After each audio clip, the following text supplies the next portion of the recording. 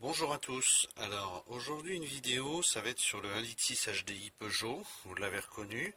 Non, vous l'avez pas reconnu, mais oui, il est un petit peu déshabillé déjà du dessus. Là, on voit les tubes d'admission et puis les trous des injecteurs. J'ai retiré les injecteurs aussi parce qu'ils étaient assez peu serrés et je craignais que les joints se mettent à fuir, donc j'ai commandé les joints. Ce moteur, j'interviens dessus pour une histoire de van EGR qui faisait quelques bêtises, qui envoyait des messages d'erreur au calculateur. Et en faisant le tour de ce qu'il pouvait y avoir sur ce moteur, je me suis rendu compte que d'abord les conduits d'admission étaient hyper encrassés, donc on les a nettoyés.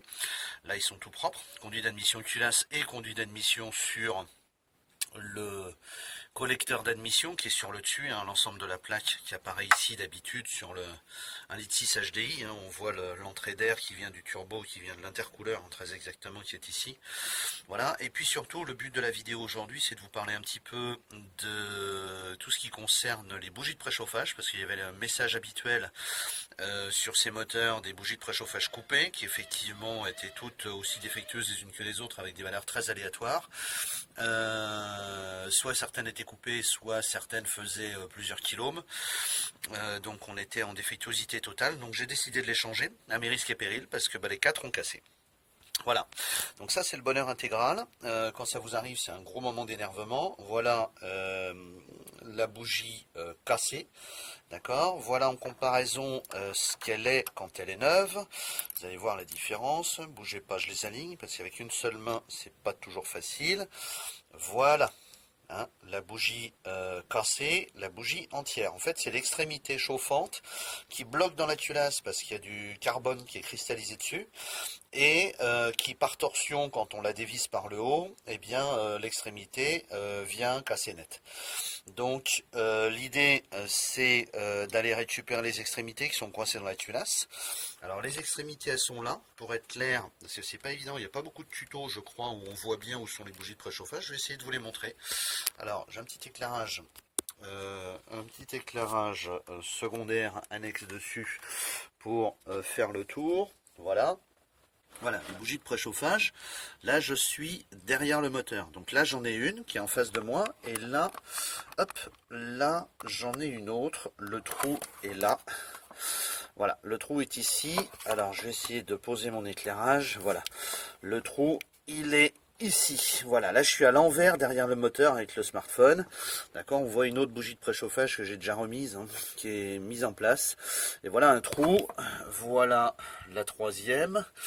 D'accord. Et alors ça c'est la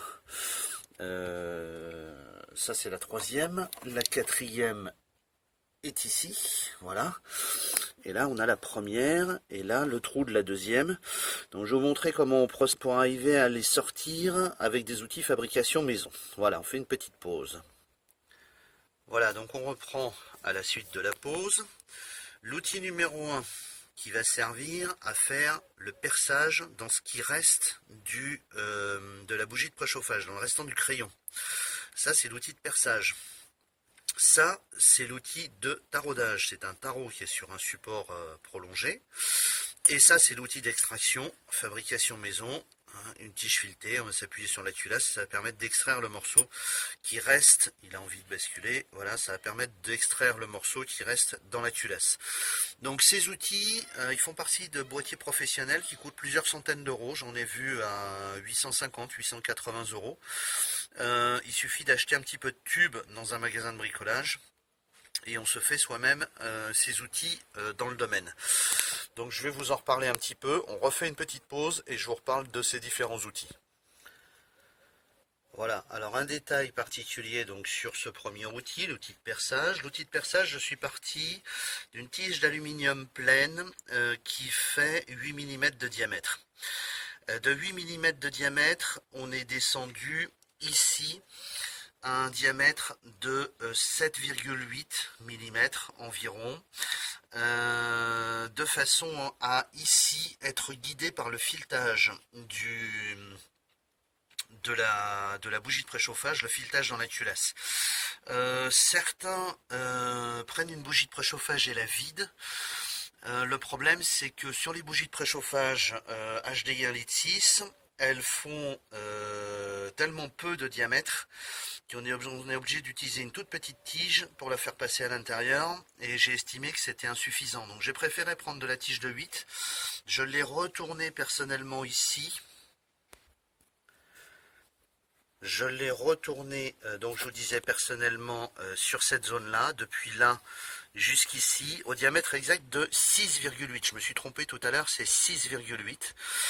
On part d'un diamètre de 8 ici, et en fait il faut tourner toute cette partie-là, enfin au minimum jusque-là à peu près, à 6,8 pour être guidé par le filetage. On va percer cette tige au centre ici, au diamètre d'un forêt. Là j'ai pris un forêt de 3 mm 2, puisque la tige de l'extrémité de la pointe de la bougie de préchauffage fait à peu près 4 mm 2, 4 mm 3. Donc on n'a pas beaucoup de latitude, hein. Donc on va percer à 3,2 ici dans ce qui reste de la bougie de préchauffage qui est gentiment coincée très fermement dans le bas de la culasse. Donc on va en fait mettre ici cet outil, d'accord, et on va... Alors je vais essayer de remettre mon éclairage, c'est comme ça on devrait à peu près y voir. Alors ça va être un petit peu la bagarre, voilà. Ok, donc on met notre outil ici dans le trou, dans le filetage. On voit bien qu'il est bien guidé, hein. Il est bien guidé ici, et en fait ce qu'on va faire, c'est que donc on va lubrifier l'outil. L'outil, donc, je vous ai expliqué, hein, il est constitué d'une tige que j'ai réusinée à 6,8, dans laquelle j'ai percé pour mettre un forêt de 3,2, et le forêt de 3,2 il est collé à l'araldite à l'intérieur du trou, d'accord. Donc on va mettre cet outil à l'intérieur ici, on va faire un premier repère de la hauteur à laquelle le forêt bute, et on va faire une mesure avec ce qui manque, ce qui reste dans la culasse, de façon à pouvoir mettre un scotch ici, et le scotch, vous voyez, quand je l'amène ici, je suis à la limite de ce que je peux percer, hein. Donc je peux même le tâter avec le doigt, hein, parce que je n'y vois pas grand chose, hein. Lorsque je suis de l'extérieur de mon moteur, vous voyez, j'ai juste la pointe qui dépasse ici, hein, de mon outil, hein. J'ai juste la pointe. Alors j'ai la place, c'est le coup de chance, ma visseuse dévisseuse me permet d'avoir la place de la passer entre l'extrémité de mon outil, j'aurais pu le faire un peu plus court, hein, et le fond de mon logement moteur, hein.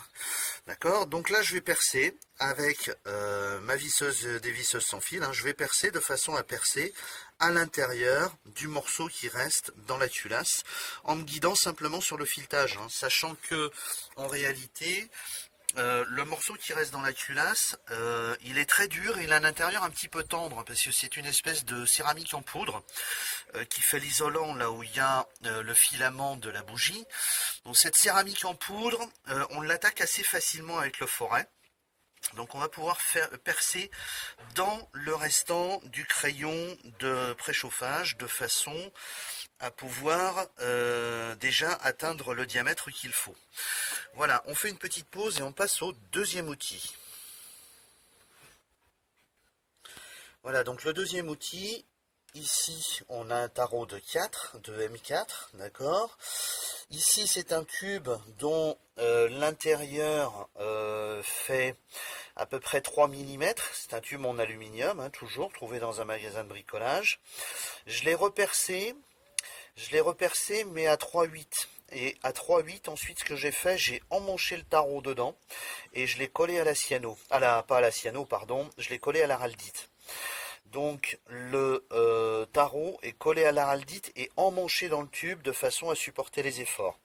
À l'autre bout du tube, j'ai percé à 5 et j'ai mis une vis BTR et un contre-écrou qui est solidement collé. D'accord, ça me permet avec la vis BTR de pouvoir entraîner mon outil avec une clé Allen et de pouvoir faire tous les allers-retours qui sont nécessaires pour faire le taraudage à l'intérieur du restant du crayon de ma bougie.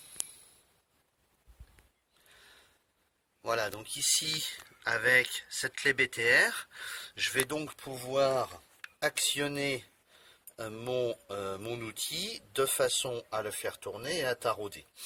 Donc qu'est-ce que je vais faire? Là, je vais basculer encore ici. Je vais aller chercher mon trou.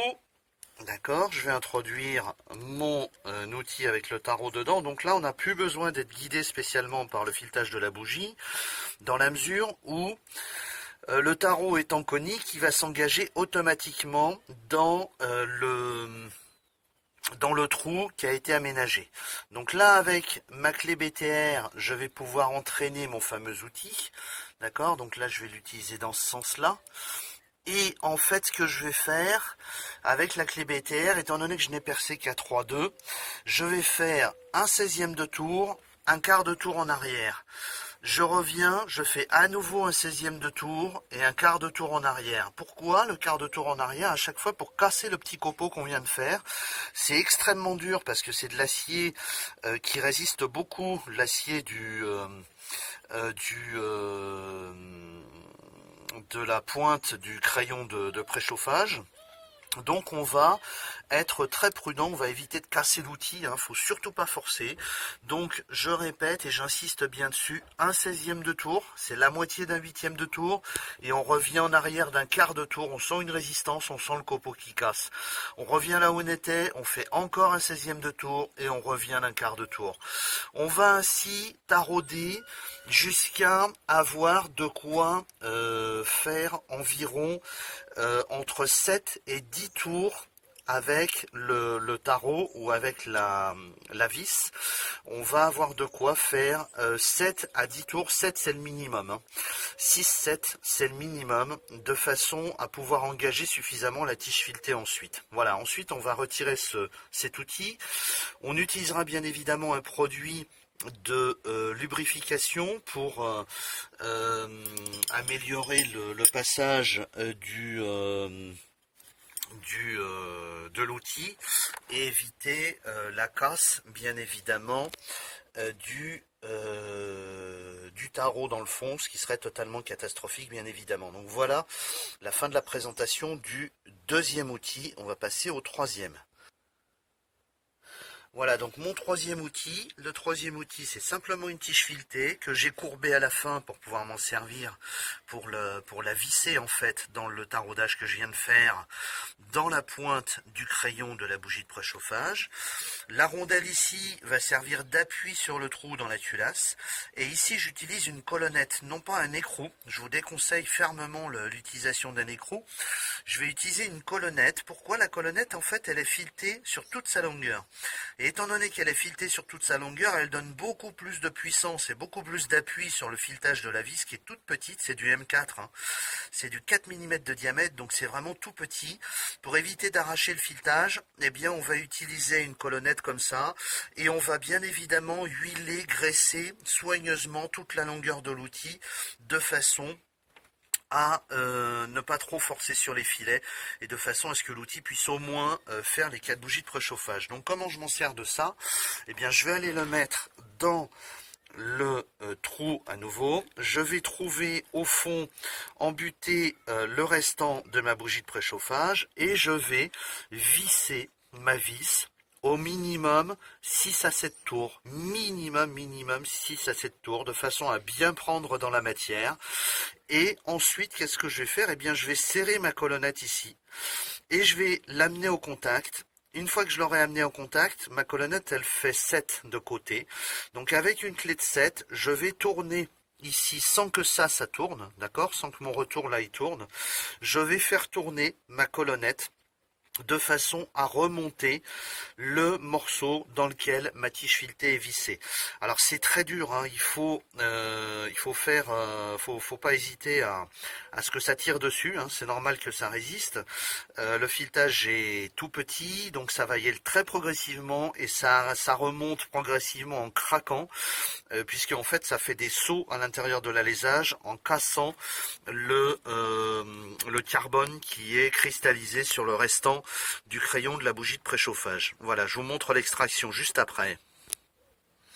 Voilà, donc là mon outil est en place, d'accord, avec la tige filetée tordue qui est là, avec une clé de 7 à œil, hein, c'est important, hein, la clé de La clé de 7 plate, ça ne suffit pas, hein. Il faut vraiment entraîner sur tous les pans de l'écrou pour ne pas l'abîmer et bien pouvoir remonter. On va faire comme ça, au fur et à mesure, on va remonter, on va remonter, on va remonter, voilà. Et puis à un moment donné, on arrive en haut, donc là on peut sortir la clé de 7, voilà. Bon, moi c'est une 7 hein, à cause de la taille de la colonnette, mais on est dans des dimensions normalisées. Et là je vais récupérer maintenant tout, ma rondelle, et regardez ce qui arrive au bout.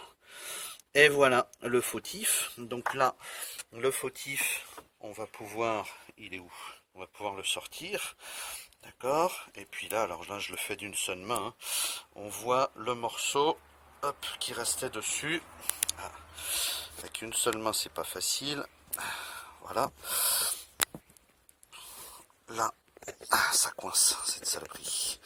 Voilà, là je coince entre mes doigts le morceau. Et là, j'ai le restant de la bougie de préchauffage qui est donc pris dans le filetage que je lui ai créé à l'intérieur du restant du crayon.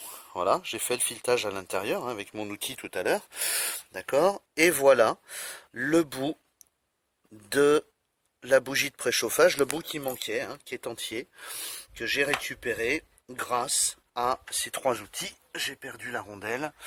Hop, je vais remettre la rondelle. Elle est importante parce qu'elle permet de se reposer sur la culasse pour que la colonnette n'abîme pas le puits et le filetage de la bougie.